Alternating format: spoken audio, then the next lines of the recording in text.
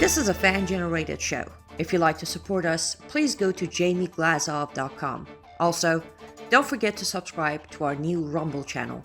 All your support is greatly appreciated. Hello, ladies and gentlemen. I'm thrilled to announce the release of my new book, Obama's True Legacy: How He Transformed America. There's a reason why Mike Huckabee calls it a ferocious and chilling read. Order it now at Amazon.com or at FrontPageMag.com. Thank you, and may God bless you. Robert Spencer here with Jihad Watch to speak to you about Mahmoud Khalil. He has, of course, become a cause célèbre on the left. They claim that he was simply exercising his freedom of speech and is being deported by the fascist Trump administration as a result. And so this is supposedly bearing out all the warnings that they gave us that Trump was supposedly a threat to our democracy, which of course is a republic that they have never acknowledged. In any case, David Horowitz, the founder and namesake of the David Horowitz Freedom Center, has made a very apposite observation about this issue and the question of the defense of the freedom of speech, and the claim that Mahmoud Khalil was simply engaged in protest, but protesting things the Trump administration likes, such as Israel, and is thus being expelled. Horowitz said, "Death to America is not a protest slogan. It is a declaration of war. Mahmoud Khalil is a self-declared enemy of America and should be treated as such." Now, this is very important. You're not going to find this in very many reports.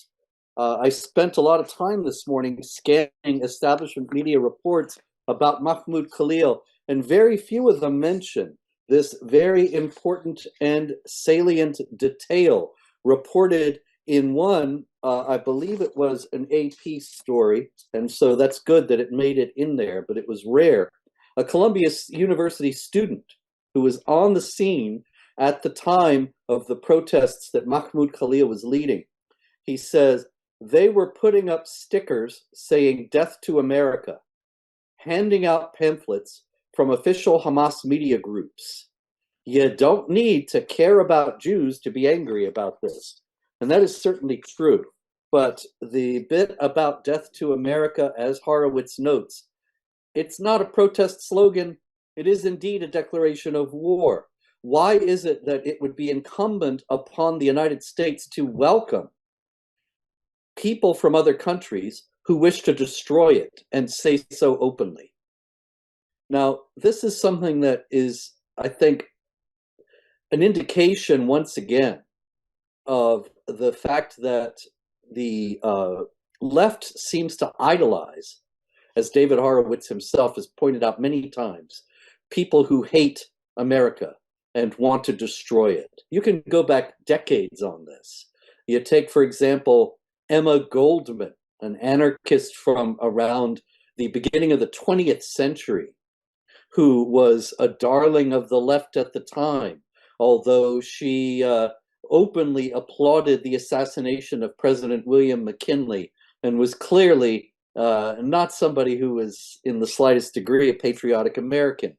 You can think about Alger Hiss, who posed as a patriotic American, but was actually a spy for the Soviet Union, was unmasked as a spy for the Soviet Union by Whittaker Chambers, who was his fellow spy for the Soviet Union and had worked with him in espionage until Chambers realized how evil the communists were, and like David Horowitz, turned against them and began to fight against them. As Horowitz did, you should all read Destructive Generation by David Horowitz and the late great Peter Collier, explaining their life as leftist activists and what disillusioned them, as well as Horowitz's whole memoir himself, Radical Son, which is just that, a detailing of how he was brought up as a hater of America, as a subversive, and ultimately came to love this land. Alger Hiss did not. Alger Hiss continue to spy for the Soviet Union. And after he was unmasked by Whittaker Chambers, he became a hero of the left. And I'm talking about, this is the 1950s. Adlai Stevenson, who was the Democratic candidate for president twice, 1952 and 1956. Eleanor Roosevelt, the widow of President Franklin Roosevelt. So many people took up the cause of Alger Hiss and stoutly defended him. And you got to wonder, where did they ever defend with the same kind of passionate intensity anybody who was a defender of America? And it's the same thing now with the left and Mahmoud Khalil. Caroline Leavitt, Trump's press secretary, she said, this is an individual who organized group protests that not only disrupted college campus classes and harassed Jewish American students and made them feel unsafe on their own campus, but also distributed pro-Hamas propaganda, flyers with the logo of Hamas. This administration is not going to tolerate individuals having the privilege of studying in our country and then siding with pro-terrorist organizations that have killed Americans. Now, that actually makes it an open shut case to deport this man, because Mahmoud Khalil was a representative of Columbia University Apartheid Divest, CUAD, which openly declared its intention, its desire to destroy not only the United States, but Western civilization. And they would chant in explicit support for Hamas. Yes, we're all Hamas, pig. And Al-Qassam, you make us proud, kill another soldier now. That being the name of the rockets that Hamas was firing into Israel. CUAD praised the alleged resistance of Hamas against Israel. And this is the kind of thing that gets you deported, actually, if you are like Mahmoud Khalil here on a green card. Because according to U.S. Code 1227, under the rubric deportable aliens, it says that any alien who is a representative of a political, social, or other group that endorses or espouses terrorist activity can be deported. Now, Mahmoud Khalil, he might well not be deported if the left gets its way, but that would be in clear violation of this law. He has actually over 100 lawyers. Now, you got to wonder, how does a guy who's a graduate student at a university afford over 100 lawyers when most of us can barely afford one, if that? Well, obviously, it's like I said, he's a darling of the left. All this leftist legal firepower is behind him to keep him in the country. And it's not despite the fact that he was chanting death to America. It's because of the fact that he was chanting death to America. In other words, they love him because he hates America. And that's why he's their new Emma Goldman, their new Alger Hiss, their new darling, and they will fight and keep on fighting to defend him.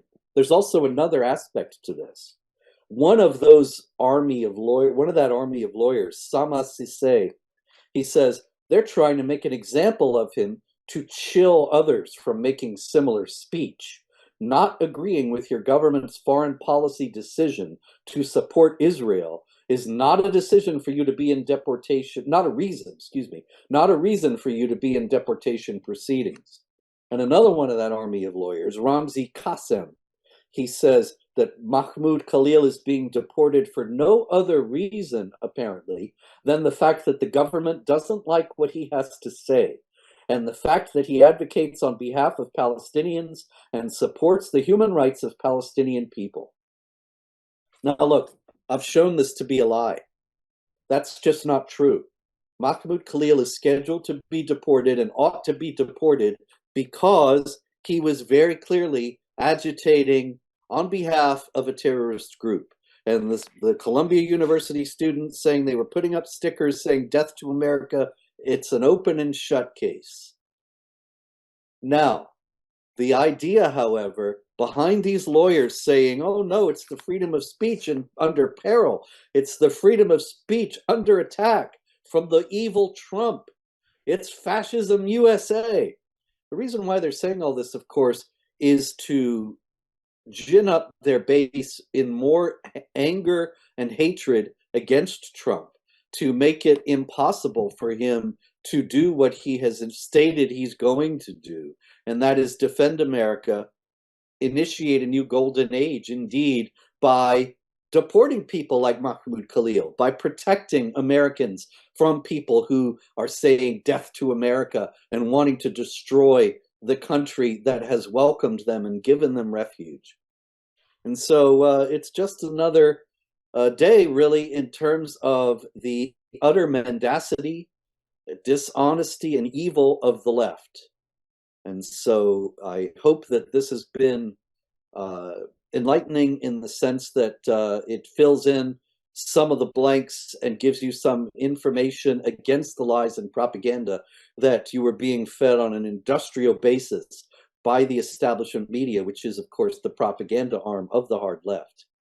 And so keep on fighting, never give up, fight for freedom, and make a stand no matter what they throw at you.